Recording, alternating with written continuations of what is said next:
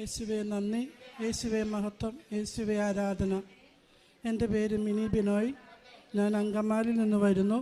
Saudi റിയാദിൽ staff നഴ്സായിട്ട് work ചെയ്യുന്നു. ഞാനും എൻ്റെ കുടുംബവും അവിടെയാണ്. 2019 ജൂലൈ മാസത്തിൽ എൻ്റെ ഹസ്ബൻഡിൻ്റെ ജോലി നഷ്ടപ്പെടുകയും അതോടുകൂടി എൻ്റെ മക്കളുടെ വിസ നഷ്ടപ്പെടുകയും ചെയ്തു. അങ്ങനെ ആയിരിക്കുമ്പോൾ എൻ്റെ മക്കൾക്ക് അവിടെ തുടർ പഠനം നഷ്ടപ്പെടുകയും ചെയ്തു. ഞങ്ങളെല്ലാവരും തിരിച്ച് നാട്ടിൽ വന്നു. എന്ത് ചെയ്യണം എന്നുള്ളൊരു തീരുമാനം എടുക്കുവാനായിട്ടുള്ള തീരുമാനം ഞങ്ങൾക്ക് പറ്റിയില്ല. അങ്ങനെ ഓഗസ്റ്റ് 2019 ഞാൻ ഇവിടെ വന്ന് ഉടമ്പടി എടുക്കുകയും എൻ്റെ മക്കളെ ഞാൻ വിസിറ്റിംഗ് വിസയിൽ സൗദിയിലേക്ക് കൊണ്ടുപോയി അത് പെർമനൻ്റ് വിസയിലാക്കുവാനായിട്ട് പല ശ്രമങ്ങളും ഞാൻ നടത്തി. എൻ്റെ ഹോസ്പിറ്റലിലെ അധികാരികളോട് സംസാരിച്ചു. എല്ലാവരും റിജക്റ്റ് ചെയ്തു. അങ്ങനെ ഒരു സംഭവം ഞങ്ങളുടെ ഹോസ്പിറ്റലില്ല, കുട്ടികളെ മദറിൻ്റെ പേരിലേക്ക് ആക്കുന്നത്. അങ്ങനെ ഞാൻ ജോസഫച്ചൻ്റെ യൂട്യൂബിലുള്ള ആരാധന പല പ്രാവശ്യം കൂടുമായിരുന്നു, കരഞ്ഞ് പ്രാർത്ഥിക്കുമായിരുന്നു. അപ്പോൾ പ്രാർത്ഥിച്ചുകൊണ്ടിരിക്കുമ്പോൾ മാതാവ് എനിക്ക് തോന്നിച്ചു, നീ ഒരു വ്യക്തിയെ പോയി കാണാനായിട്ട്.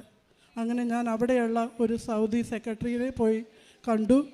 അന്നേരം തന്നെ പുള്ളിക്കാരത്തി പറഞ്ഞു, നീ എൻ്റെ കൂടെ വാ, ഞാൻ ആ എക്സിക്യൂട്ടീവ് ഡയറക്ടറെ പരിചയപ്പെടുത്താമെന്ന്. അങ്ങനെ ഞങ്ങൾ ഒരുമിച്ച് ആ ഡയറക്ടറെ പോയി കണ്ടു. മനുഷ്യർക്ക് അസാധ്യമായ ദൈവത്തിന് സാധ്യമാണ് എന്നുള്ള വചനം മനസ്സിൽ ഉരുവിട്ടുകൊണ്ട് ഞാൻ പോയി. അത്ഭുതമൊന്ന് പറയട്ടെ, ഒരിക്കലും സാധിക്കില്ല എന്ന് നടന്നൊരു കാര്യം ആ ഡയറക്ടർ അന്നേരം തന്നെ പറഞ്ഞു, ഒരു കുഴപ്പമില്ല, ഞാനിത് നിങ്ങൾക്ക് സാധിച്ചു തരാമെന്ന്. ഇത് ഭയങ്കര അത്ഭുതമായിപ്പോയി. കേട്ടവർക്കെല്ലാം ഭയങ്കര വിസ്മയമായിപ്പോയി. കാരണം അങ്ങനെ ഒരു സംഭവം ഞങ്ങളുടെ ഹോസ്പിറ്റലിൽ നടന്നിട്ടില്ല.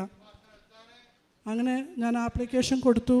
1 മാസം കഴിഞ്ഞപ്പോഴത്തേക്ക് എൻ്റെ മോൻ്റെ പാസ്പോർട്ട് എക്സ്പയർ ആയിപ്പോയി. അവിടെ പാസ്പോർട്ട് എക്സ്പയർ ആയി കഴിഞ്ഞാൽ ഇക്കാമ അല്ലെങ്കിൽ റെസിഡൻസി കാർഡ് ഇല്ലയെന്നുണ്ടെങ്കിൽ റിന്യൂ ചെയ്യാൻ പറ്റത്തില്ല.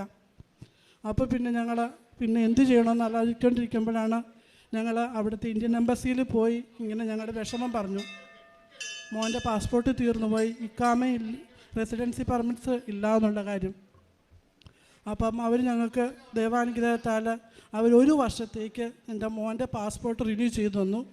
അങ്ങനെ പാസ്പോർട്ട് 1 മാസത്തോളം തന്നെ റിന്യൂ ചെയ്ത് കിട്ടുകയും പിന്നീട് ഞങ്ങളത് റീസബ്മിറ്റ് ചെയ്ത് അങ്ങനെ മോൻ്റെയും മോളെയും എൻ്റെ സ്പോൺസറിലേക്ക് മാറ്റി തന്ന് മക്കളുടെ പഠനങ്ങളും അവിടെ തുടർന്ന് പഠിക്കുവാനായിട്ടുള്ള എല്ലാവിധ കൃപകളും ഞങ്ങൾക്ക് മാതാവും പരിശുദ്ധ കുമാരനും എനിക്ക് ചെയ്തു തന്നു. അതാണ് എൻ്റെ ആദ്യത്തെ സാക്ഷ്യം തന്നെ. രണ്ടാമത്തെ സാക്ഷ്യം എന്ന് പറയുന്നത്, എൻ്റെ കൂട്ടുകാരിത്തേക്ക് ഒത്തിരി ഭയങ്കരമായ ചെവി വേദനയായിരുന്നു. പല ഡോക്ടേഴ്സിനെ കാണിച്ചു, എങ്കിലും ഒരു ശമനവും കിട്ടിയില്ല. അവസാനം അവളെ എൻ്റെ അടുത്ത് വന്ന് പറഞ്ഞു, ചേച്ചി എനിക്ക് ഭയങ്കര ചെവി വേദനയാണ്, പല ഡോക്ടേഴ്സിനെയും കണ്ടു, ഒരു രക്ഷയില്ല. അപ്പോൾ ഞാൻ ഇവിടുന്ന് കിട്ടിയ ഉടമ്പടി തൈലം കൊടുത്ത് പറഞ്ഞു, പ്രാർത്ഥിക്കണം, വിശ്വാസ പ്രമാണം ചൊല്ലി വേണം പ്രാർത്ഥിക്കാനായിട്ടെന്ന്.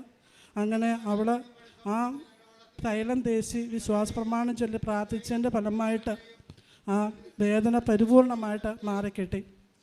മൂന്നാമതായിട്ടുള്ള എനിക്ക് കിട്ടിയൊരു സാക്ഷ്യം, എൻ്റെ മൂത്ത മോള് ജോർജിയക്ക് പോകാനായിട്ട് പഠിത്തത്തിനായിട്ട് പോകണമായിരുന്നു. അങ്ങനെ വിസയ്ക്ക് അപ്ലൈ ചെയ്തു. വിസ റിജക്റ്റ് ആയിപ്പോയി. പിന്നെയും എന്ത് ചെയ്യണമെന്ന് അറിയത്തില്ലായിരുന്നു. അങ്ങനെ 2ാമത്തെ പ്രാവശ്യം അപ്ലൈ ചെയ്തു. പരിശുദ്ധ അമ്മയുടെ കൃപയാലെ 2ാമത്തെ പ്രാവശ്യം വിസ ലഭിച്ചു. ഇപ്പോൾ പഠനം നടന്നുകൊണ്ടിരിക്കുന്നു. പിന്നെ ഒത്തിരി അനുഗ്രഹങ്ങൾ ഞങ്ങൾക്ക് ജീവിതത്തിൽ ഉണ്ട്. അതുപോലെ ഏറ്റവും വലുതായിട്ടുള്ളൊരു അനുഗ്രഹം എന്ന് പറയുന്നത് ഞങ്ങളുടെ ആത്മീയമായിട്ടുള്ള മരവിപ്പ്. അതായത് ഞങ്ങളുടെ കുടുംബ പ്രാർത്ഥന ഒത്തിരി കുറഞ്ഞു പോയിരുന്നു. അപ്പോൾ അതിനു വേണ്ടിയിട്ട് ഞാൻ നിയോഗം വെച്ച് പ്രാർത്ഥിച്ചിരുന്നു. അതിൻ്റെ ഫലമായിട്ട് ഞങ്ങളെല്ലാവരും, ഈവൻ എൻ്റെ മോള് ജോർജിയയിലാണ് പഠിക്കുന്നത് എങ്കിൽ തന്നെയും ആ കറക്റ്റ് സമയത്ത് മോള് യൂട്യൂബിൽ അവിടെ നിന്ന് കൊന്ത ചെല്ലുവാനായിട്ട് ജോയിൻ ചെയ്യും. അതിലൊരു എക്സ്ക്യൂസോ അല്ലെങ്കിൽ ഒരു റീസണും മോളും കാണാറില്ല, ഞങ്ങളും കൊടുക്കാറുമില്ല. കറക്റ്റ് 8 മണിക്കെന്ന് പറഞ്ഞാൽ 8 മണിക്ക് മോള് യൂട്യൂബിൽ അതിൽ ഓൺലൈൻ വരും. ഞങ്ങൾ 5 പേരും കൂടി ഇരുന്ന് ഒരുമിച്ച് കൊന്ത ചെല്ലുന്ന ഒരു ഇതായിരുന്നു. അത് കണ്ടിന്യൂ ചെയ്തു. അതൊരു ഏറ്റവും വലിയൊരു അനുഗ്രഹമാണ് ഞങ്ങളുടെ ജീവിതത്തിൽ കിട്ടിയത്.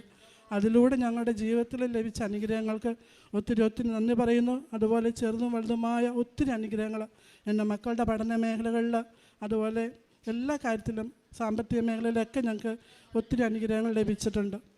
ഞാൻ ചെയ്യുന്ന പ്രവൃത്തി എന്ന് പറയുന്നത് ഇങ്ങനെ സാമ്പത്തികമായിട്ട് സഹായിക്കും.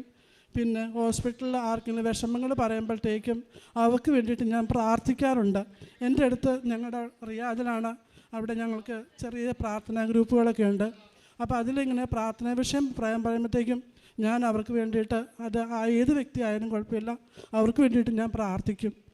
അതാണ് ഞാൻ ചെയ്യാറുള്ളത്. പരിശുദ്ധ അമ്മയുടെ മധ്യസ്ഥ സഹായത്തിലേറെ പ്രത്യേകിച്ച് ഒരു സാക്ഷ്യത്തിൽ ഈ മക്കളുടെ കാര്യങ്ങളാണ് ഏറ്റവും പ്രധാനപ്പെട്ട സാക്ഷ്യങ്ങളായിട്ട് പറയുന്നത്. അപ്പം ഇതിൽ ഓരോ സാക്ഷ്യത്തിലും നമ്മുടെ ജീവിതത്തിലേക്ക് നമ്മൾ ചേർത്ത് വെക്കേണ്ട കുറച്ചേറെ കാര്യങ്ങളുണ്ട്. ഈ ഒരു സാക്ഷ്യത്തിൽ ഈ ഒരു സാക്ഷ്യത്തിൽ പറയുന്ന ഒരു പ്രാർത്ഥനയുടെ ഒരു കാര്യം പറയണത്, ഇപ്പോൾ ജോർജിയയിലായിരുന്നു, അതായത് സമയത്തിൽ ഒരുപാട് വ്യത്യാസമുള്ളൊരു സ്ഥലത്തായിരുന്നാലും ഇവർ കുടുംബ പ്രാർത്ഥനയ്ക്ക് ഓൺലൈനിലാണെങ്കിൽ ഒരുമിച്ച് വരാനായിട്ട് ഇവർ സമയം കണ്ടെത്തി ഇരുന്നു എന്നുള്ളതാണ്.